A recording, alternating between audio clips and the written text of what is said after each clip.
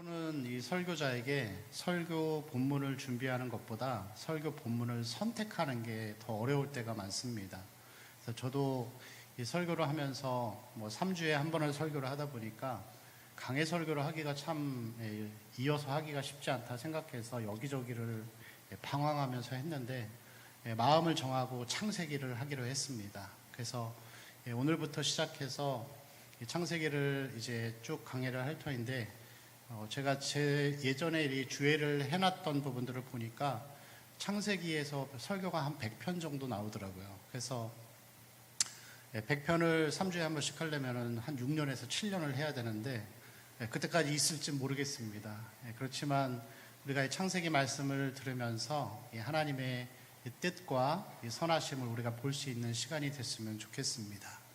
이 창세기의 말씀은 50장까지 기록이 되어 있는데 이 창세기의 내용을 보다가 보면은 우리에게 많은 것들을 이야기해 주고 있습니다. 세상이 어떻게 만들어졌는지, 그리고 우주는 어떻게 탄생했는지, 그리고 생명은 어떻게 해서 발생하고 생겨났는지를, 그리고 세상은, 그리고 생명체들은 어떻게 만들어졌는지를 우리에게 보여주면서 이것이 세상이 말하는 어떤 진화론이나 이런 것들을 반대하고 있습니다.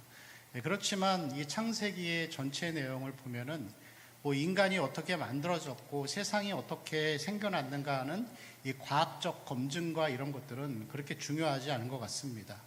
창세기의 내용을 보면은 창조는 1장과 2장에서 끝이 납니다. 그리고 3장부터는 인간의 타락과 그리고 죄의 삶, 그리고 그 가운데에서 하나님이 사람을 어떻게 구원해 가시는가에 대한 과정들을 우리에게 보여주고 있습니다. 그래서 창세기의 주제는 우리에게 하나님은 어떤 분이시고 하나님의 언약 백성인 우리는 이 땅에서 어떻게 하나님을 경외하고 섬겨야 하는가를 보여주는 것을 그 주제로 하고 있습니다. 이 창세기의 내용을 보다가 보면은 특별히 우리가 읽었던 1장 1절에서 13절, 그 뒤에도 쭉 1장에서는 나오지만 우리 성도님들 보시기에 가장 많이 등장하는 단어가 뭔지 아시나요? 가장 많이 등장하는 단어는 하나님이라는 단어입니다.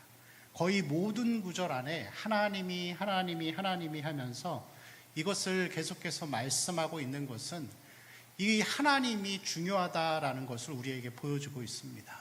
고린도전서 1장 1절에서 9절 말씀을 보면 사도 바울이 예수 그리스도, 우리 주 예수 그리스도에 대한 말을 계속 반복하는데 이 뛰어난 수사학자였고 논리자였던 이 사도 바울조차도 1절에서 9절까지의 우리 주 예수 그리스도라는 단어를 10번이나 반복하는 것을 볼 수가 있습니다. 그것은 그 전체의 문맥과 내용 가운데에서 제일 중요한 것은 내용이나 사건이 아니라 하나님 자신임을 우리에게 보여주고 있는 것이죠. 오늘 우리가 보고 있는 이 하나님이라는 분은 어떤 분이십니까? 여기서 나오는 하나님은 인간을 만드실 때 그 여호와 하나님과는 구별되는 것으로서 1장에서 나오는 하나님은, 창조주 하나님은 엘로힘이라고 그렇게 부르고 있습니다. 엘로힘이라는 하나님은 장엄함과 위엄함, 그리고 거룩함과 어미로우심, 그런 뜻들을 가지고 있죠. 이것은 단수로 기록되어 있지만 이 히브리인들은 특별하게 어떤 중요하거나 존귀하고 장엄한 것을 표현할 때 복수를 쓰는 것을 볼 수가 있는데, 그래서 이 단어는 단수이지만 장엄 복수로 쓰여진 그런 단어라고 할 수가 있습니다. 히브리 사람들은 성경의 사본을 기록할 때에 이 엘로힘이라는 단어가 나올 때는 항상 이 붓을 빨고 그리고 목욕을 하고 옷을 새로 갈아입고 다시 자리에 앉아서 이 성경의 사본을 기록하던 것을 볼 수가 있습니다. 그들이 얼마나 이 하나님을 어미롭고 엄숙하게 섬겼는지를 보여주는 그런 내용들이죠. 구약 성경의 말씀에서도 보면은 이 성막의 이 지성소에 들어갈 때에도 이 대제사장이 1년에 한 번만 들어갈 수 있었습니다. 그렇지만 들어갈 때에도 발에는 끈을 묶고 방울이 달리는 옷을 입고 들어가서 그곳에서 제사를 지내죠. 거룩하신 하나님은 제사를 조금이라도 잘못 지내면 1년에 단 한 번 들어가는 대제사장을 그 자리에서 쳐서 죽이십니다. 하나님은 얼마나 진노하시고 공의로우신지를 보여주는 내용이죠. 그럼 백성들은 밖에서 소리를 잘 듣다가 방울 소리가 나지 않으면 그 줄을 끌어내서 이 죽은 대제사장을 이렇게 끌어내는 그런 것들을 볼 수가 있습니다. 얼마나 이 엘로힘이라는 단어 자체가 이스라엘 백성들에게는 장엄하고 거룩하고 대할 수 없는 존재였는지 그들은 엘로힘이라고 말하지 않고 이 단어를 아도나이 그렇게 표현하는 것을 볼 수가 있습니다. 여러분, 그래서 우리가 생활하는 이 신앙의 목적은 구원받는 게 1차적인 목적이 아닙니다. 구원은 그 다음이고 구원의 첫째 목적은 하나님께 영광 돌리는 것이죠. 하나님을 영화롭게 하는 것이 구원입니다. 그래서 교회는 항상 하나님만 말해야 되고 어떻게 우리가 구원을 받았는지 이 십자가 복음에 대해서 우리는 항상 그것을 기억하고 되새기고 하나님이 우리에게 베푸신 그 은혜와 사랑이 얼마나 큰지를 우리는 늘 말하고 그것을 찬송하고 나아가야 하는 것이죠. 이러한 하나님의 엘로힘 하나님, 어미하시고 거룩하신 하나님은 구약에만 계신 것이 아니라 신약에도 동일합니다. 왜냐하면 하나님은 성품이 변하지 않으세요. 영원하신 하나님이십니다. 한결같으신 하나님이시죠. 그런데 여러분, 우리는 주님 앞에 나아올 때 이 어미로우신 하나님 앞에 보좌 앞에 나오는데도 우리가 그냥 막 나와도 별로 이렇게 타격이 없습니다. 왜 그렇죠? 우리 위해 죽으신 십자가의 그 보혈, 예수 그리스도가 우리를 보호하고 계시기 때문에 그렇습니다. 보혈의 공로를 통해서 우리가 이 자리에 담대하게 나올 수 있는 것이죠. 여러분, 우리는 신앙생활을 하면서 구약의 이스라엘 백성들이 그러했듯이 하나님을 경외하고 그분의 어미하심을 찬양하고 그분 앞에 우리가 경외감의 마음으로 두려운 마음으로 순종해야 할 필요가 있는 것이죠. 구약은 공의의 하나님이고 신약은 사랑의 하나님이 아니라 하나님은 동일하십니다. 그렇지만 오늘날의 이 교회를 보면은 그냥 한마디로 표현하면 신앙의 경박함이라고 표현할 수 있습니다. 성경을 피상적으로 보게 되죠. 그거는 어떤 한 나라의 문제가 아니라 한국이나 미국이나 유럽이나 마찬가지로 이 시대 자체가 인본주의의 시대가 되다 보니까 하나님을 높이고 하나님을 경외하며 나아가는 그런 자리가 되기보다 예배도 찬양도 모든 부분들이 사람 중심이 되어지고 하나님보다 사람을 더 기쁘게 하는 일들을 더 많이 하게 되는 시대가 되어버렸습니다. 영국 교회가 100년 전만 해도 큰 교회들이 많았습니다. 그러나 지금이 아니라 1980년도에 들어서 50명 모이는 교회가 거의 없었다고 하더라고요. 그 이후에는 많은 이유들이 있죠. WCC 운동도 있었고 여러 가지 있었지만 그 중에 하나가 성경을 이성의 눈으로 본 거예요. 그것을 고등비평이라고 합니다. 우리가 성경을 볼 때 홍해가 갈라지고 하나님이 행하신 거 믿으시죠? 그걸 믿어야 되는데 이성의 눈으로 봤을 때 과학의 논리로 믿어지는 것만 믿는 거예요. 그 성경을 다 난도질시켜버린 거예요. 하나님의 말씀, 인격이신 하나님의 말씀을 사람의 기준으로 나는 내가 믿을 것만 믿어 하면서 성경을 난도질시켜버리니까 하나님이 영광을 걷어가시는 거죠.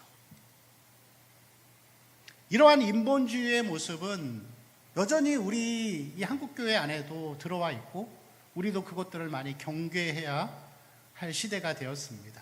물론 우리는 성경을 완전 축자 영감설이라고 해서 한 글자 한 글자까지도 다 하나님의 말씀으로 믿습니다.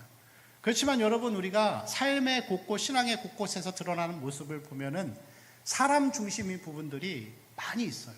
은근히 그 부분에 우리는 물들어 있는 것이 많죠. 제가 물어볼게요, 여러분. 찬송가 부르실 때 앞에 찬양이 좋으세요? 뒤에 찬양이 좋으세요? 앞에 찬양은 주로 하나님을 영광 돌리는 찬양들. 근데 뒤에 찬양은 하나님의 인도와 보호, 지금까지 지내온 거. 다 주의 크신 은혜라. 내 삶의 어떤 어려움과 힘든 것들과 결합해서 찬송을 부르면서 눈물이 나고 은혜가 나죠. 그렇지만 상대적으로 극명하게는 아니겠지만 하나님을 높이고 하나님을 영화롭게 하는 찬양에 있어서는 우리가 상당히 좀 인색한 그런 모습으로 살고 있다는 것이죠. 여러분, 찬양은 서정적인 찬양과 서사적인 찬양이 있습니다. 서사적인 찬양은 말 그대로 사실과 진실로 기록한 가사가 서사적인 찬양이에요. 그래서 찬양을 드릴 때 뭐 성경에 나오는 시편의 그런 이 성경 구절을 토대로 해서 그 성경 구절로 만든 것이 서사적인 찬양이에요. 그럼 서정적인 찬양은 뭐냐면 주관적인 찬양이라고 해서 하나님이 나를 지키시고 도우시고 함께 하시고 보호하시고 사람 중심의 찬양을 서정적인 찬양이라고 하는 거예요. 그런데 여러분, 성경을 보면은 분명히 우리에게 찬양을 부르고 경배를 돌릴 때 순서가 있어요. 시편 100편 말씀을 보면은 100편 4절 말씀에 이런 말씀이 있습니다. 시편 100편 4절입니다. 한번 같이 읽을까요? 시작. 감사함으로 그의 문에 들어가며 찬송함으로 그의 궁정에 들어가서 그에게 감사하며 그의 이름을 송축할지어다. 자, 찬송함으로 들어가는데 이 성막에 들어가는 거예요. 근데 성막은 이 뜰이 있고 성소가 있고 지성소가 있습니다. 그러면 이 뜰에서 회개하고 감사하는 내용을 담고 있잖아요. 번제단에서. 그래서 처음에 찬양을 드릴 때도 감사함의 찬양을 드리는 거예요. 그런 찬양이죠. 하나님께 감사의 찬양, 그리고 회개하는 찬양들, 하나님 나를 지켜주셔서 감사하고 서정적인 찬양들을 하는 거예요. 그리고 그 다음에 그의 궁정에 들어가서 그 문에 들어가서 찬송하는 거예요. 찬송, 하나님을 높이는 거예요. 뭐 창조주 하나님께 영광을 하면서 하나님을 높이는 거예요. 그리고 마지막으로 우리가 찬양을 드릴 때 그의 이름을 송축하는 거예요. 송축은 경배하다라는 거예요. 찬양은 하나님을 높이는 거고 경배는 하나님 앞에 나를 낮추고 하나님을 높이는 겁니다. 그래서 이렇게 마지막 하나님을 경배하는 찬양을 할 때는 뭐 그런 찬양을 하면 되겠죠. 뭐 다 주의 크신 이름 높이며 그의 이름 찬양하지어다. 하나님 높이는 찬양을 하는 거예요. 찬양을 드릴 때도 순서가 있어요. 근데 물론 여러분, 우리가 신앙생활을 하면서 서정적인 찬양을 하고 하나님 우리를 위로해 주시고 보호해 주시고 나 중심의 찬양이 무조건 나쁘다 그걸 얘기하는 건 아니에요. 뭐냐면은 다 치우쳐 있는 게 문제라는 거예요.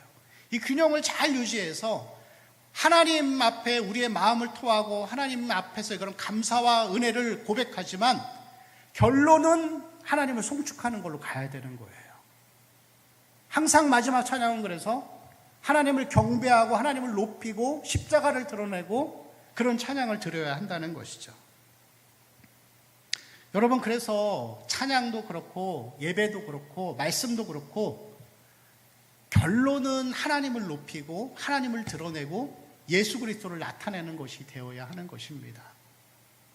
여러분, 교회는 자기 소원을 빌러오는 것이 아니고 하나님을 경배하고 예수 그리스도를 배우고 그분의 삶을 따르는 것이 무엇인지를 배워가는 삶이라고 할 수가 있습니다. 인본주의 시대에 우리는 너무나도 많은 부분들이 하나님을 높이기보다 사람이 위로받는 것이 상당 부분이 많이 치우쳐 있습니다.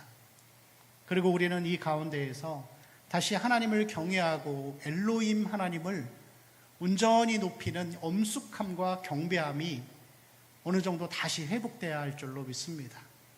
제가 어렸을 적에는 시골에서 교회를 다녔는데 초등학교 때 아직도 기억이 납니다. 예배당이 한 우리 교회만 했었는데 가운데서 초등학교 2학년 때 우다다다 막 제가 뛰어가니까 관리 집사님 저를 한 대 뒤통수를 딱 치더라고요. 예배당에서 뛰는 거 아니야 하면서 이렇게 혼내시는데 그때는 그랬습니다. 예배당에서 뛰면 안 되고 강단에는 남자만 올라갈 수 있어요. 청소도 남자가 해야 돼요. 근데 여러분, 그게 왜 그렇죠? 그냥 우리의 어떤 신앙의 선배들이나 부모 세대들은 그러한 행위들을 통해서 하나님을 경외하고 하나님을 두려워한다는 것을 행동으로 실천하고 싶었던 거예요. 그 자체가 나쁘다는 게 아닙니다. 그러나 여러분, 외적인 행위들을 통해서 하나님을 경외하는 것을 나타내다 보면은 자꾸만 이것을 나는 이만큼 지켜, 예배당에서 안 뛰어, 강대상에 아무나 안 올라가 하는 것을 매주 지켜가면서 몇 년이 흐르고 시간이 흐르면은 내가 그것을 지켰다라는 생각 때문에 자기의 의의가 돼버려요. 그럼 여러분, 하나님을 경외하고 하나님의 어미하심과 그 행하심을 우리가 인정하고 그렇게 살려면 어떻게 해야 될까요? 단순히 행동을 지키는 것으로 될까요?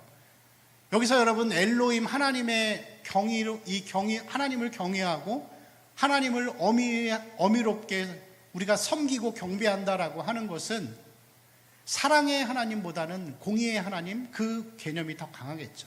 그리고 이것은 결론적으로 하나님을 영화롭게, 하나님께 영광 돌리는 삶이라는 것인데, 하나님을 영광스럽게 한다는 게 그건 무슨 뜻일까요? 하나님을 경배하고 하나님을 높인다는 거. 단순하게 우리가 경배 찬양을 드리고 사람 중심보다 하나님 중심의 말씀을 듣는 것이 하나님을 영화롭게 하는 것일까요? 물론 그것도 1차적인 목적으로는 맞습니다. 그렇지만 우리의 삶 가운데에서 실생활에서 하나님을 경배하고 하나님께 영광 돌린다라고 하는 것은 하나님께 우선순위를 두는 것을 얘기하는 거예요. 여러분, 하나님 앞에 하나님을 우선순위 두는 것, 자녀를 양육할 때에도 세상의 성공보다 하나님을 더 알기를 바라고 신앙을 가지기를 원하고, 여러분 사업을 할 때에도 불법을 행하지 않고 좀 물질의 손해를 보더라도 하나님 뜻대로 하려고 하는 자세, 하나님 영광을 위한 거죠. 근데 제가 여러분 물어볼게요. 작은 거는 우리가 지킬 수 있는데 큰 거에는 잘 못 지켜요.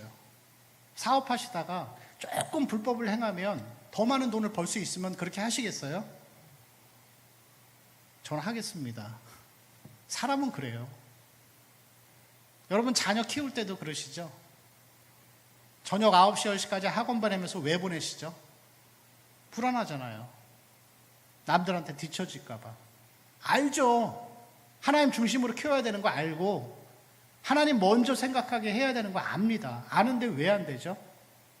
마음에 두려움이 있잖아요. 물질의 손해에 대한 두려움, 자식의 앞날에 대한 두려움. 그 외에도 모든 부분들 우리의 삶에 있어서 하나님을 경외하고 하나님을 영화롭게 한다는 것은 정말 중요하고 누구나 다 실천해야 한다는 것을 알지만 참 어려워요. 왜냐하면 물질의 손해가 따라오고 어떤 자식의 인생의 앞길을 막는 것은 아닌가라는 걱정이 앞서기 때문에 그렇죠. 그럼 우리가 이러한 것들을 지키고 하나님을 영화롭게 하기 위해서 어떻게 해야 할까요? 성경이 우리에게 또 답을 주고 있습니다. 이사야 6장 1절에서 7절 말씀을 우리 한번 같이 읽겠습니다. 시작.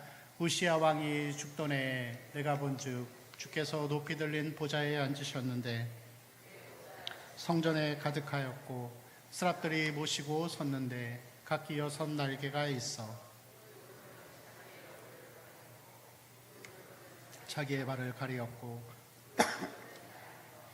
서로 불러 이르되 거룩하다 거룩하다 거룩하다 만군의 여호와여 그의 영광이 온 땅에 충만하도다 하더라. 이같이 화답하는 자의 소리로 말미암아 문지방의 터가 요동하며 성전의 연기가 충만한지라. 그때 내가 말하되 바로다 나여 망하게 되었도다. 나는 입술이 부정한 사람이요 나는 입술이 부정한 백성 중에 거주하면서 만군의 여호와이신 왕을 배웠음이로다 하였더라.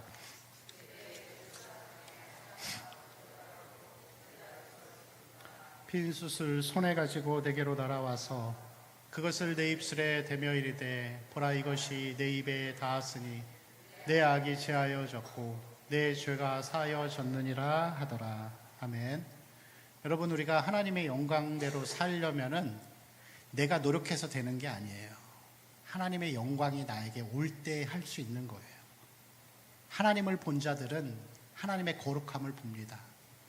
그리고 그 거룩한 가운데에서 이사야가 나로 망하게 되었다, 하나님을 봤으니 나는 죽게 될 것이다 했을 때 하나님이 그를 살리시고 베푸시는 사랑을 경험하게 되는 것이죠.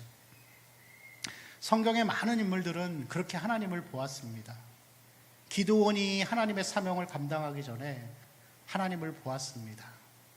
삼손의 부모가 삼손을 낳기 전에 하나님을 보고 나서는 그 영광대로 살 수 있었습니다. 사도행전에 하나님의 역사가 나타나서 회개와 성령의 운동이 나타났을 때 한 번에 3,000명이 회개하죠. 그리고 그때에 모든 사람들이 은혜 충만, 성령 충만해서 자기가 가지고 있던 재산을 내어놓고 그것을 통용했다 그랬습니다. 우리가 애쓰는 것이 아니라 하나님의 영광이 우리에게 임할 때 그 역사가 나타나는 것입니다. 여러분, 그래서 우리가 하나님의 영광을 위해 살기를 원하시고 하나님의 은혜 안에서 그분을 경외하는 삶을 살고자 한다면 하나님의 영광을 볼 수 있게 해달라고 기도해야 할 줄로 믿습니다. 모세가 그렇게 기도했죠. 주여, 주의 영광을 나에게 나타내 주시옵소서. 여러분, 사도행전에 사도 베드로가 한 번 설교했을 때 3,000명, 5,000명이 회개하고 통회하는 역사가 나타났습니다. 이 하나님의 영광의 역사가 하나님의 이 어미로우심과 하나님의 엘로힘 하나님이 임하는 것은 교회 전체에게 임할 때 많은 사람에게 임하면 그것을 부흥이라고 이야기를 하는 것이죠. 그리고 개인에게 임하면 회심이라고 그렇게 표현을 합니다. 여러분, 보여지지 않지만 일반 역사에 나타나지 않지만 영국의 교회가, 영국 사회가 지금의 강대국이 될 수 있었고 미국이라는 나라가 담대하게 지금 강대국이 될 수 있었고 또 우리나라가 이만큼 살 수 있었던 것도 그때마다 하나님이 한 사람 한 사람을 통해서 부흥의 역사가 나타났기 때문에 가능한 것이었습니다. 여러분, 삶 가운데에서 많은 문제들이 있으시죠?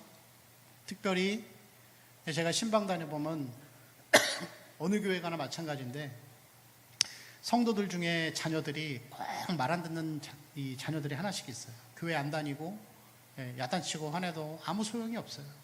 그럼 여러분 어떻게 해야 되죠? 우리가 권면하고 한다고 해서 그 자녀들이 변할까요? 아니에요. 하나님을 체험하게 기도해야 합니다. 그들이 하나님을 만나고 하나님의 영광을 볼 수 있도록.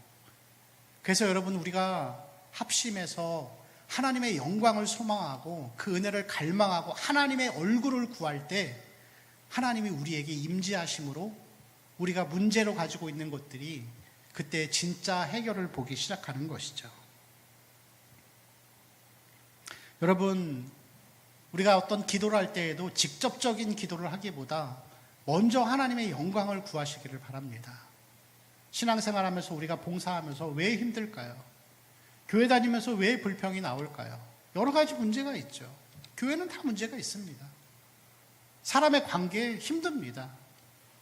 제가 교회 다녀보니까 교회 다니는 사람들만큼 나쁜 사람들이 없더라고요. 죄인들만 모아놨어요. 그거 어떻게 해야 되죠? 내가 은혜 충만해야 돼요. 내가 은혜 충만하게 하나님 앞에 나아가고 그렇게 하루하루 살아가는 거예요. 우리 교회가 어떻게 해야 되죠? 하나님의 영광을 구해야 합니다. 예배 가운데 하나님의 영광이 나타나도록 그 영광 가운데 나타나서 하나님이 임재하심으로 사람들이 하나님의 얼굴을 보고 하나님의 어미하심과 그 거룩하심을 보고 그 가운데 살아가는 삶이 되어야 할 줄로 믿습니다. 여러분, 여호와를 경외하는 삶, 어미로우신 하나님을 보는 삶, 그 삶을 살아가는 자들의 특징이 있습니다. 특징은 뭐냐면 잠언의 주제이죠. 여호와를 경외하는 자가 경외하는 것이 무엇의 근본이다? 지혜의 근본입니다. 여러분, 우리가 하나님을, 엘로힘 하나님을 정말 경외하고 하나님을 온전히 내가 하나님 중심으로 살고 있는가를 볼 수 있는 방법이 하나가 있어요. 그게 뭐냐면은 여호와를 경외하는 자에게는 지혜가 있는 거예요. 여러분, 이 지혜는 뭐죠? 하늘에서 내려오는 거예요. 공부 잘하는 공부머리나 일머리, 똑똑한 거, 지식과 IQ 이런 걸 얘기하는 게 아니에요. 여기서 말하는 지혜는 하나님이 위에서 내려주시는 거예요. 이 교회에는 계시가 세 가지가 있어요. 하나는 뭐냐면 교회가 아니라 일반 사람들을 포함해서 사람들에게는 계시가 세 가지가 있는데 하나는 일반 계시예요. 일반 계시는 뭐냐면은 그냥 이 해와 달을 보면서 저것을 만든 분이 누구인가를 보여주는 거예요. 우리는 뭐라고 얘기하죠? 하나님이라고 얘기하죠. 그거를 보면서 사람들로 하여금 모든 세상 사람들에게 하나님이 계시다라는 것을, 창조주가 있다라는 것을 기억하길 바라시는 거예요.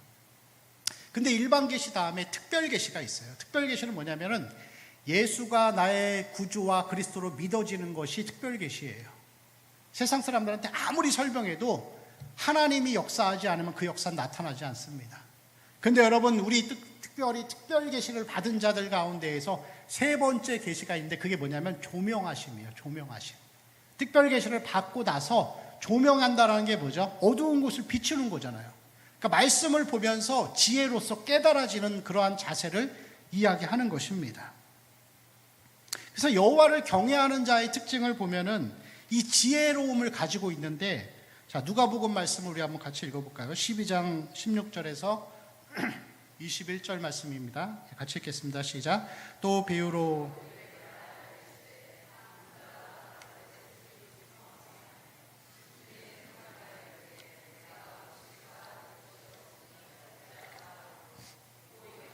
내가 이렇게 하리라. 내 곳간을 헐고 더 크게 짓고 내 모든 곡식과 물건을 거기 쌓아두리라. 또 내가 내 영혼에게 이르되 평안히 쉬고 먹고 마시고 즐거워하자 하리라 하되, 하나님은 이르시되 어리석은 자여 오늘 밤에 내 영혼을 도로 찾으리니 그러면 내 준비한 것이 누구의 것이 되겠느냐 하셨으니, 자기를 위하여 재물을 쌓아두고 하나님께 대하여 부여하지 못한 자가 이와 같으니라. 아멘. 자, 내용은 그렇습니다. 한 부자가 농사를 잘 져서 소출을 많이 낸 거예요. 그래서 밤에 자다가 내가 이것을 쌓아놓고 여러 해 동안 아무 걱정 없이 살려면 더 큰 창고를 지어야 되겠다 하면서 이렇게 원대한 꿈을 품고 사는 거예요. 근데 이 사람을 가리켜서 하나님 뭐라 그러시죠? 어리석은 자요, 내가 오늘 밤 내 영혼을 도로 찾으면 그 모든 재산이 누구 것이 되겠느냐. 여러분, 이게 무슨 얘기를 하는 거냐면은 이 말씀을 예수께서 하신 다음에 그 다음에 나오는 내용이 뭐냐면은 들의 백합화를 생각하여 보라.